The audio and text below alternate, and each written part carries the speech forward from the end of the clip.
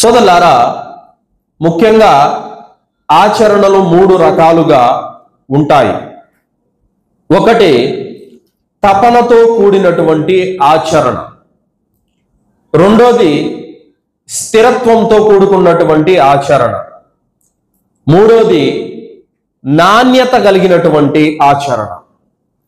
ఈ మూడు ఆచరణలు తప్పనిసరిగా మనలో పుష్కలంగా ఉండాల్సినటువంటి అవసరము ఎంతైనా ఉంది సోదరులారా. ఇది దైవ ప్రవక్త ముహమ్మద్ సల్లల్లాహు అలైహి వసల్లం వారిలో మనకు 100% ఏ కోణంలో చూసినా కనిపిస్తుంది. మరియు ప్రవక్త సల్లల్లాహు అలైహి వసల్లం వారి శిష్యులైనటువంటి సహాబీలలో కూడా ఈ తపనతో కూడినటువంటి ఆచరణ మనకు నిండుగా కనిపిస్తుంది. సోదరులారా, ప్రవక్త ముహమ్మద్ సల్లల్లాహు అలైహి వసల్లం వారు దాన ధర్మాలు చెయ్యమని ఆదేశించినప్పుడు, ముఖ్యంగా జంగే తాబూక్ యుద్ధం కొరకు సన్నాహాలు చేపట్టినప్పుడు కావలసినటువంటి ఆహార సామాగ్రి, ధన సామాగ్రి, వస్తు సామాగ్రి ఇదంతా ప్రోగు చేయాలని ఆదేశించినప్పుడు ధనవంతులు మాత్రము తమ ఆస్తి పాస్తులలో నుంచి ఎంతో కొంత తీసుకొని వచ్చి ప్రవక్త సల్లల్లాహు అలైహి వసల్లం వారి సన్నిధిలో పోగు చేశారు.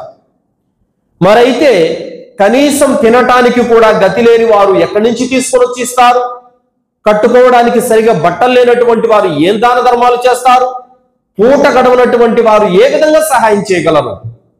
మరి అలాంటి సహాబీలు వాళ్ళ హృదయాలలో ఒక బాధ మొదలయ్యింది. ఎవరికైతే ధనం ఉందో, ఎవరికైతే స్తోమత ఉందో వారు అయితే అల్లాహ్ మార్గంలో తెచ్చి ఖర్చు పెట్టి పుణ్యాన్ని అయితే సంపాదించుకుంటున్నారు. కానీ మరి మాలాంటి వాళ్ళ యొక్క పరిస్థితి ఏమిటని లోపల చాలా బాధపడిపోయారు. అందులో అబూ ఆకిల్ అనేటువంటి ఒక వ్యక్తి, నేను ఎలాగైనా సరే ప్రవక్త ముహమ్మద్ సల్లల్లాహు అలైహి వసల్లం వారు ఆదేశించినటువంటి ఆ ఆదేశాన్ని నేను శిరస వహించాలి, ఈ పుణ్యాన్ని నేను కూడా పొందాలన్నటువంటి తపనతో అతను ఒక తోటలోకి పనికి వెళ్ళాడు. పనికి వెళితే ఉదయం నుంచి సాయంత్రం వరకు ఆ వ్యక్తి పని చేస్తే ఓ గుప్పెడు ఖర్జూరాలు అతనికి వచ్చాయి. కొన్ని తన ఇంటి కోసం ఉంచుకొని మిగతా కొన్ని తీసుకొని వచ్చి మస్జిద్ నబవీలో సమర్పించడం జరిగింది. ఆ ఖర్జూరాలు తీసుకొని వస్తూ ఉంటే, నీ పిడికెడు ఖర్జూరాలు అల్లాహకు అవసరమయ్యాయా అని ఎగతాళి చేసినటువంటి ముష్రికులు కూడా ఉన్నారు. ఈ పిడికెడు ఖర్జూరాలతో మీరు యుద్ధం గెలిచేస్తారా అని హేళన చేసినటువంటి వాళ్ళు కూడా ఉన్నారు. అలాగే అబూ మసూద్ అల్ అన్సారీ రదియల్లాహు అన్హు వారు, ఈయన కూడా ఒక సహాబీ, మార్కెట్కి వెళ్ళి మూటలు మోసి అక్కడ ఉదయం నుంచి సాయంత్రం వరకు ఆయన పని చేసి వచ్చినటువంటి ఆ యొక్క ఆహారపు ధాన్యాన్ని తీసుకొని వచ్చి జంగే తాబూకు కోసం పోగు చేయబడినటువంటి ఆ యొక్క గుట్టలో ఈయన కూడా తీసుకొని వచ్చి వేశారు. ఇలాంటి వాళ్ళు ఇంకా చాలా మంది తమ స్థితికి తగినట్టు, స్తోమతకు తగినట్టు చిన్న చితక వస్తువులు, ఆహార సామాగ్రి ఇవన్నీ తీసుకొని వచ్చి పోగు చేస్తూ ఉంటే హేళన చేసేవాళ్ళు, ఎగతాళి చేసేవాళ్ళు రకరకాలుగా వారిని మాటలు అన్నారు. అయితే అల్లాహ్ సుబ్హానహు వ తఆలా సూరా తౌబా 79వ ఆయతలో ఏమన్నాడు? విశాల మనసుతో దాన ధర్మాలు చేసేవారు విశ్వాసులను నిందించే వారిని అల్లాహ్ మార్గంలో ఇచ్చేందుకు తాము చెమటోడ్చి సంపాదించినది తప్ప మరేమీ తమ వద్ద లేదని హేళన చేస్తూ మాట్లాడిన వారిని కూడా ఆట పట్టిస్తాడు అల్లాహ్. వారికి పరలోకంలో వ్యధాభరితమైన శిక్ష ఉంది. ఎవరికి?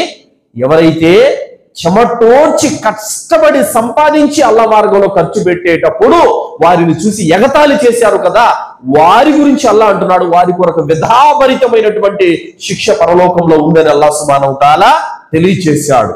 కావున మరి ప్రవక్త ముహమ్మద్ సల్లల్లాహు అలైహి వసల్లం వారు ఒక సహాబీ బాధపడుతూ ఉంటే ఆయన చేసినటువంటి ఆ సత్కార్యాన్ని ఎత్తి చూపుతూ చాలా గొప్పగా ప్రవక్త సల్లల్లాహు అలైహి వసల్లం వారు చెప్పారు. కావున మనము చేస్తున్నటువంటి ఆచరణ ఏదైనా కానీ అందులో తపన అనేది ఉండాలి. తపనతో కూడుకున్నదై ఉంటే గనక అల్లాహ్ సుబ్హానహు వ తఆలా ఆ కార్యానికి ఇచ్చే పుణ్యంలో ఏమాత్రం కూడా కొరత చేయడు. మరి వాళ్ళు ఇచ్చినటువంటి యొక్క వస్తువు చాలా చిన్నదే, కానీ అల్లాహ్ సుబ్హానహు వ తఆలా దానికి సంబంధించి ఆయుతులు కూడా అవతరింపజేశాడంటే ఎంత గొప్ప విషయమో. కావున తపనతో కూడినటువంటి యొక్క ఆచరణ మనలో ఉండాలి.